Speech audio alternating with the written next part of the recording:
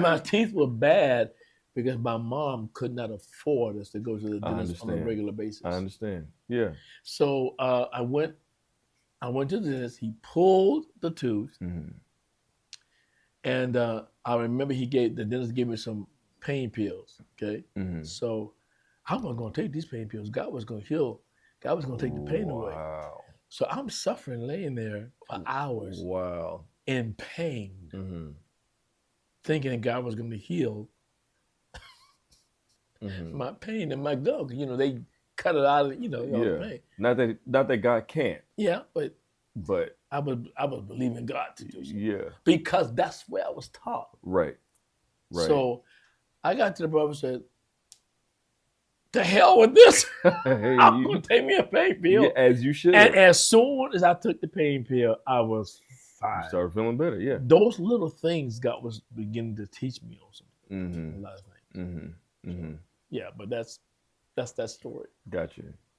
Thank you for telling that You're story. welcome. Yeah. So So, as a final word, as we land this plane, mhm. um, talk about healing because we can't heal what we can't identify. We can't heal what we can't name. When it comes down to the type of trauma that we go through, that we've Yeah, endured, because sometimes we put a band-aid on it and we try to keep it moving, yeah, but that trauma ends up manifesting and showing its ugly face as we get married, as we go to work, as we raise our kids, as we handle our finances. It shows its face everywhere, right? It just kind of pops up. So um I guess like I just want to make sure that people know and understand from you, from somebody that dealt with some form or some variation yeah.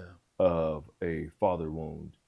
Like, what's a final statement that you can let Well, people first of know? all, you have to understand that you have to come to the point that you're all wounded, because if you ignore it, what's buried alive stays alive. Mm-hmm. Mm-hmm. Okay, so you have to acknowledge it. You have, Mm. and I think God in His love and His mercy, His grace, kind of lets us realize this is your issue, Yeah. and He Yeah. doesn't do that to condemn you. He does that to heal you. Yeah. Yeah. And Mm-hmm. there are a lot of men that are yet today that are carrying a lot of wounds and stuff from their previous father, Mm-hmm. or father figures in their life, Mm-hmm. and they don't realize. But what God does, as I said before, I keep saying it. You get the iceberg, all you see is the top on the water, but underneath is where the whole The deal mass is. is, yeah. And Yeah. so what God does, God doesn't necessarily deal with the top, Mm-hmm. even though He does, but He gets down underneath, Right. and He starts, allowing that stuff to come up. Mm-hmm. And sometimes people think of it as being, punishment, or they feel like, well, let me say it this way. If we realize that when those things come up, God is trying to communicate to us. I know everybody doesn't have a kingdom like mindset, church mindset, Mm. but I think everybody has that thing that you have to deal with stuff that's on the inside of you, because Sure. we're human. Sure. Yes, right. That's right. We're human. And Mm-hmm. so understanding our humanity, and I think that's the key. We don't understand our humanity, especially people that are in the church. We don't understand our humanity. We Yeah. are human, Yeah. and we carry stuff, man. There's just so much deep stuff in us that only God is the only one that can sort it out, because it's too complicated. Mm-hmm. We can't sort it out. We can't. Himself is complicated, Yeah. and we are complicated. But Very God much is the so. only one that can work out that complication. That's right. So one thing I love about the Lord, He sent Jesus to deal with the complication, Mm. to let us know that Jesus was the express image of God. That when Jesus said, "You see me, you see the Father." That's right. So if we look at Him, and Jesus was very compassionate, He was lowly at heart, He was Yeah. meek, Yeah. He understands. Yeah. And if we look at Him, Yeah.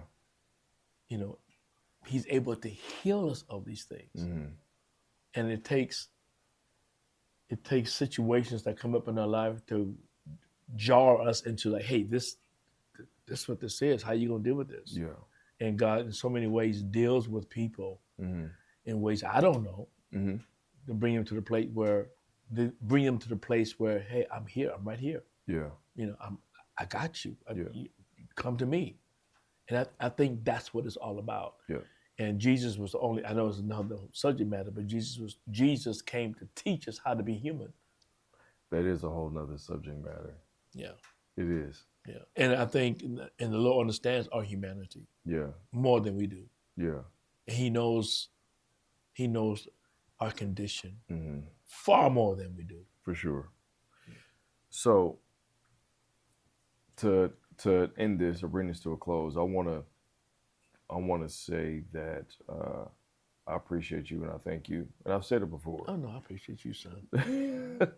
I've said it before. Like I appreciate, because you had choices to make as you were raising me.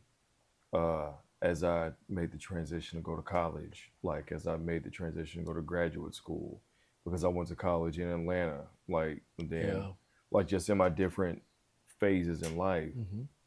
you could have, because of what happened to you, you could have perpetuated that cycle, but you didn't, right? And so I appreciate the fact that, you know, you affirmed me, you supported me, you cheered me on through pretty much every phase of my life. Not pretty much, really, legitimately every phase of my life, you cheered me on. And so even when, I don't know if I made a choice that made you think like, is he going around the wrong path? I don't know. Honestly, no. If I would have thought that, You would have spoke up. yeah, and I would have, because you went to college. Mm-hmm. So in your college years, I know you did stuff you had the I business don't know doing. why you keep saying. Why you keep saying? Why you keep saying that? You keep bringing I it don't up. want people to think you was perfect because you was not. I wasn't perfect, but that's neither here nor there. Yeah, but for some, but we always told you. Remember, we would tell you that while you was living with us, if you Mhm. were doing something crazy, That you would know. You'll find and out. that never failed. While you was in our house, Mm-hmm. from what I understand, God always kept us in the light of what y'all were doing, Mm-hmm. some kind of way. But I know once you left, when I dropped you, oh man, I forget that day when I dropped you off in Atlanta. I had to drive back by myself. My first day. Well, you dropped me off for college, yeah. Yeah, Mm-hmm. and I dropped you off, and I said I'm going back and get everything squared away. And I started driving off, and I looked at you in my rearview mirror. I was messed up. Did you cry? No, I didn't cry. You didn't. It's okay if you did. I did. I didn't cry. I'm a crier. Yeah, I know.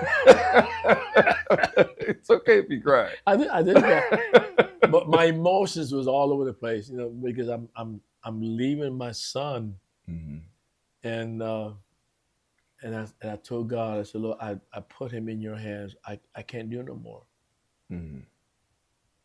I'm putting him in your hands. Yeah. And I had a peace that God was going to take care of you and watch over you. I just had that peace. But Yeah. still, the fact of leaving you, now you're out of my house now, so you're on your own, knowing that at that time what the world was going to present before you, Mm-hmm. and hoping that you were, mature enough or had enough foundation to stand Mm-hmm. that whatever was thrown at you. And I must say, you stood. Appreciate that. It You means a lot, Dad. stood. And then when you would come home, especially when you and your sister was in college at the same time, y'all would come Mhm. home. We'd be up 2 or 3 o'clock in the morning talking about life around the table. Yeah. You know, Yeah, we would. a glass of wine because we didn't drink in front of y'all. But yeah, I know we did. Y'all didn't start drinking in front of us. And this has nothing to do with the episode at this Right. point. But y'all didn't start drinking in front of us until we were in high school. Oh yeah. Yeah, we were in high Oh, school when that's she started right. Because drinking. holidays. Yeah. That's Yeah. right. You're right. Mm-hmm. Yeah. But we just committed you all into the hands of the Lord. We would pray, my wife and I would pray for you all the time. Yeah. And to look at how you all turned out, it's just we're so grateful how you all turned out. It's Appreciate it. but I do understand that this story is not everybody's story, Yeah. Yeah. and I'm very aware of that. I've heard all type of stories of people, fathers and sons, but you know, for those that maybe had that experience and wanted to reconcile or get back with their sons, it's Jesus, he's the hope. He's the person. Yeah. Yeah. He's the person, Yeah. and God loves them. That's right. So community is important. Fellowship is important. Relationships are important. It's in our DNA Yeah. to have relationships. 100%.